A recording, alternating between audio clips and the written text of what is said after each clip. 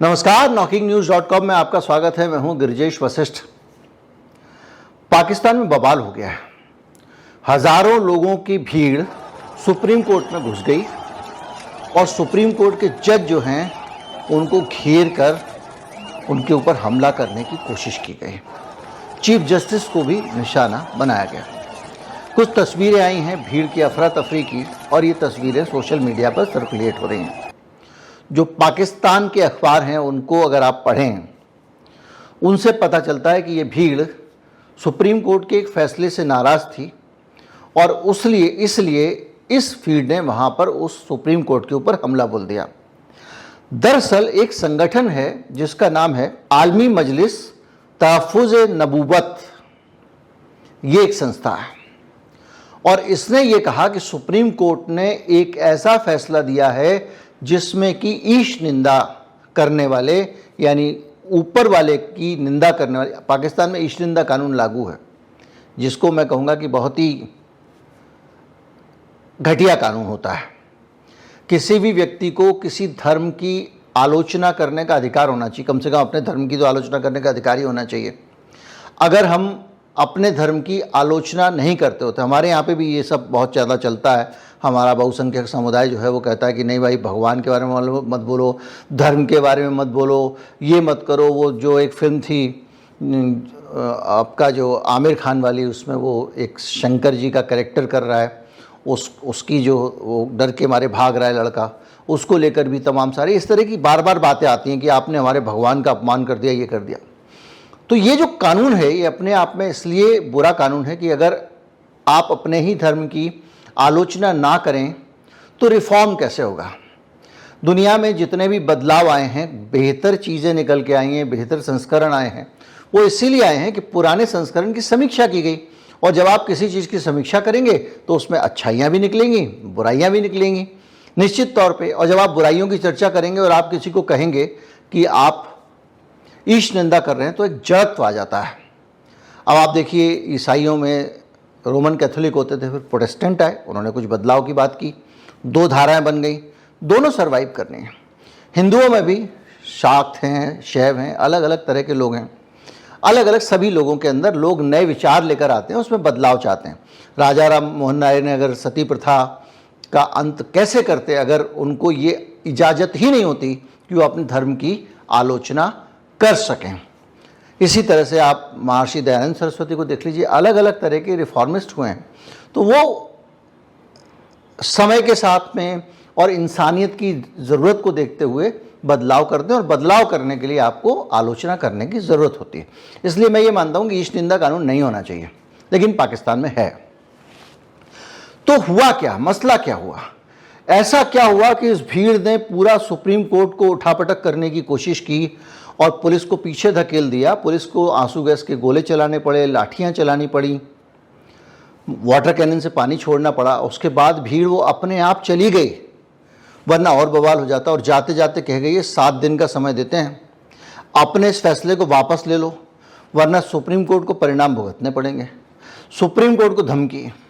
हमारे यहाँ भी ऐसी भावनाएं थोड़ी थोड़ी निकलती रहती हैं बीच बीच में। कुछ लोग उसको सुप्रीम कोठा बोलते हैं, कोई कुछ बोलते हैं। सोशल मीडिया पे हम देखते हैं एक ऐसी धारणा है कि अगर आपकी मर्जी के खिलाफ फैसला नहीं आया सुप्रीम कोर्ट का तो आप उसके खिलाफ चिल्लाने लगते हैं, चाहे वो लेफ़्ट साइड के लोग हों या राइट साइड के लोग हों। और कम से कम जो सरकार में बैठे लोग हैं उनसे तो उम्मीद की जाती है कि वो व्यवस्था के पक्ष में खड़े होंगे। खैर, तो हुआ क्या था? हुआ ये था, एक आदमी है मुबारक अहमद सानी, ये है अहमदिया मुसलमान। 2019 में ये आदमी, इनकी एक किताब होती है तफसीर सगीर, ये किताब बांट रहा था लोगों को। अब इस किताब से जो वहाँ के बहुसंख्यक सुन्नी समुदाय के लोग हैं वो भयंकर चढ़ते हैं। उनको ये किताब बिल्कुल पसंद नहीं है। बोले क्यों पसंद नहीं है? उसकी एक वजह है, इस धर्म का जो इतिहास है, उस इतिहास को अगर आप समझेंगे तो ये जो धर्म है, अहमदिया जो मुसलमान हैं, ये मानते हैं कि पैगंबर मोहम्मद आखिरी पैगंबर नहीं थे, उनके बाद में भी बहुत सारे भगवान के संदेश देने वाले लोग आए। उनकी नज़र में भगवान कृष्ण भी भगवान के मैसेंजर थे उनकी नज़र में ईसा मसीह भी भगवान के मैसेंजर थे और गौतम बुद्ध भी मैसेंजर थे। और इसके साथ साथ इनका जो अहमदिया समुदाय है, इसके संस्थापक भी भगवान के मैसेंजर थे। जबकि इस्लाम ये मानता है कि भगवान के आखिरी जो संदेशवाहक थे, मैसेंजर थे, वो हजरत मोहम्मद थे। इसी रास्ते पर चल के अहमदिया मुसलमान मानते हैं कि उनके जो गुरु थे, जिनका नाम था मिर्ज़ा ग़ुलाम अहमद, वो मोहब्बत साहब के बाद में इस भगवान के संदेशवाहक हुए, यानी आखिरी पैगंबर हजरत मोहम्मद नहीं। ये अपने आप में गुस्ताखे नबी के तौर पर पाकिस्तान का बहुसंख्यक सुन्नी समुदाय देखता है। अब यहाँ से फसाद की जड़ शुरू होती है। तो वो कहते हैं कि ये तो काफिर है, ये हजरत मोहम्मद, पैगंबर हजरत मोहम्मद को मानता ही नहीं कि आखिरी पैगंबर थे। तो क्या करें? ऐसे लोगों को रोकना चाहिए क्योंकि ये धर्मद्रोह कर रहे हैं। तो क्या करोगे? इसके लिए कानून बना दिया गया। कानून के तहत अपने आप को मुसलमान कहने का इनको अधिकार नहीं है। अगर आपको वोट डालना है, वोट भी डालना है अहमदिया समुदाय के लोगों को, तो अपने आप को गैर मुस्लिम के तौर पर ही रजिस्टर करवाना पड़ेगा। आप ये नहीं कह सकते कि हम मुसलमान हैं। आपका धर्म मुसलमान नहीं माना जा सकता, आप काफिर हैं, मुसलमान नहीं हैं। ये अहमदिया समुदाय के लिए वहाँ के लोग मानते हैं। इसके साथ साथ अगर आपको पासपोर्ट बनाना है, विदेश जाना है, तो भी पासपोर्ट तभी बनेगा जब आप अपने आप को गैर मुस्लिम दर्शाएंगे। बड़ी संख्या में अहमदिया समुदाय के लोग हैं वहाँ, लाखों के 30-40 लाख के आसपास उनकी आबादी बताई जाती है। तो अब जो अहमदिया समुदाय है उसके साथ आपने समझा कि क्यों वहाँ के जो सुन्नी हैं उनको उनसे खुन्नस है। अब उस अहमदिया समुदाय के एक आदमी को सुप्रीम कोर्ट ने छोड़ दिया। अब सुप्रीम कोर्ट ने क्यों छोड़ दिया? सुप्रीम कोर्ट ने उस मामले में जिसमें वो आदमी किताबें बेच रहा था उसको क्यों छोड़ दिया? तो पता चलता है कि ये इसलिए हुआ क्योंकि इस मामले में उस लड़के के खिलाफ जो मुकदमा दर्ज हुआ था वो 2019 में हुआ था, और ये जो प्रतिबंध वाला कानून है ये लागू हुआ 2021 में।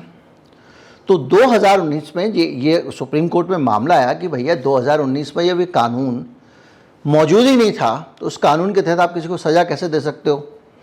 सुप्रीम कोर्ट ने कहा भाई ये तो जायज़ बात है, और इसीलिए इस मामले में उसने सज़ा सुनाने से इनकार कर दिया और उसको बरी कर दिया।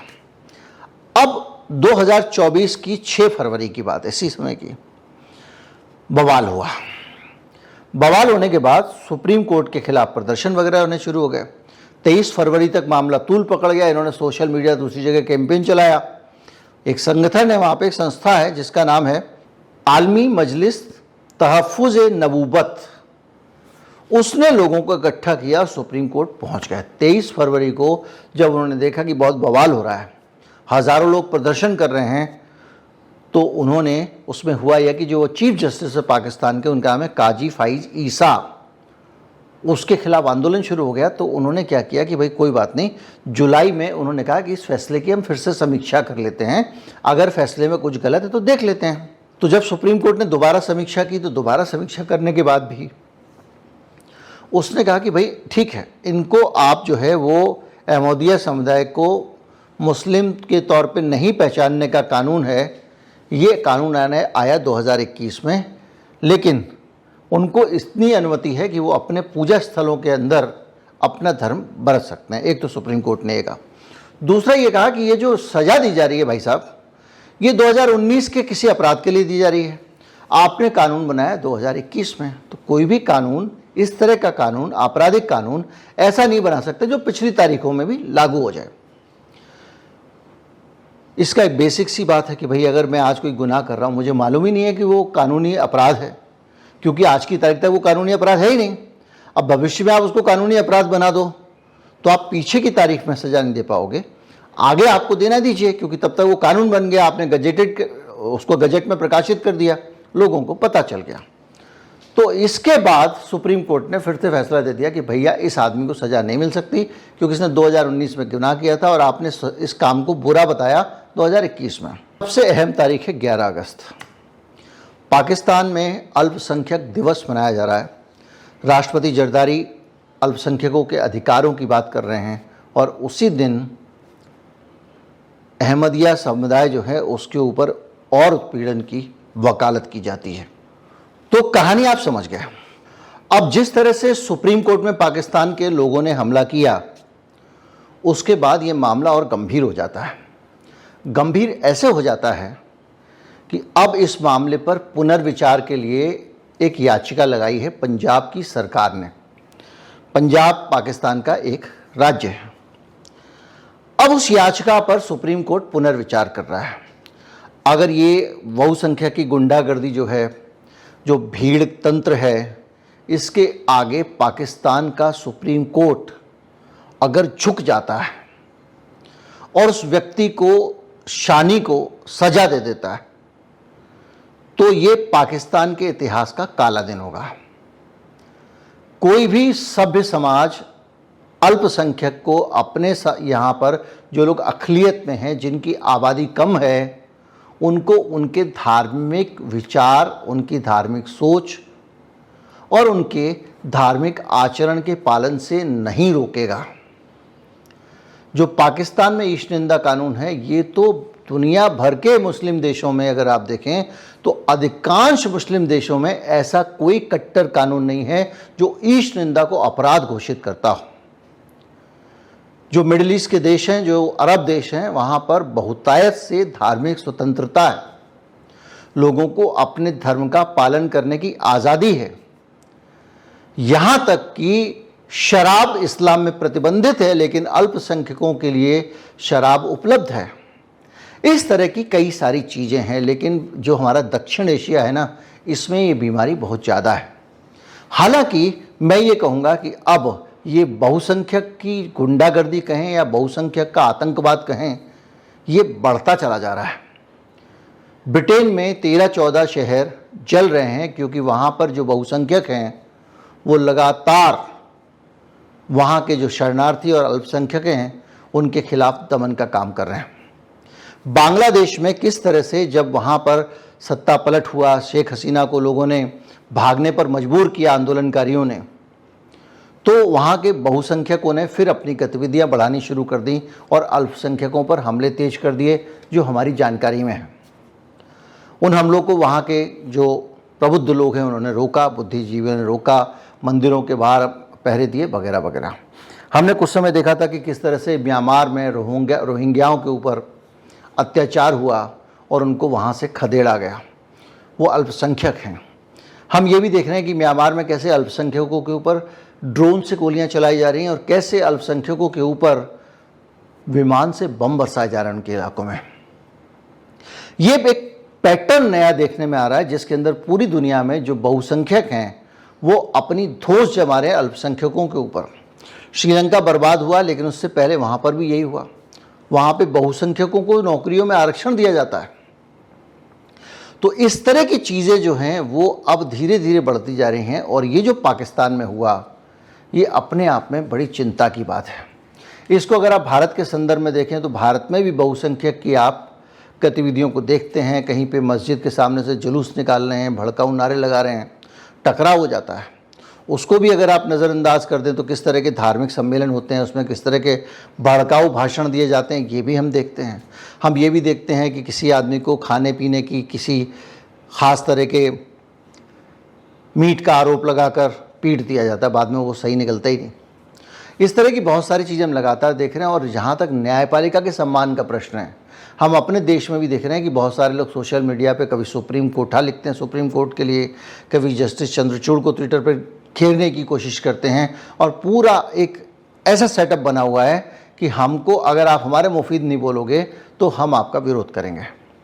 तो ये उसी दिशा में, उसी तरह, उसी पैटर्न पे, उसी अंदाज में एक बहुत एग्रेसिव बिहेवियर है, एक कट्टरवाद है जो हमने पाकिस्तान में देखा है। और ये अपने आप में एक पूरी दुनिया के लिए खतरे की घंटी है। अगर सुप्रीम कोर्ट एक फ़ैसला दे रहा है तो उस फैसले के ख़िलाफ़ अगर इस कदर हमले होंगे कि पुलिस के ऊपर हमले कर दिए जाएं, पुलिस को खदेड़ दिया जाए, तो किसी भी दुनिया भर के देश में वहाँ रहने वाले जो कमज़ोर लोग हैं, जिनकी आबादी कम है, उनके लिए जीना मुश्किल हो जाएगा। नमस्कार, जय हिंद।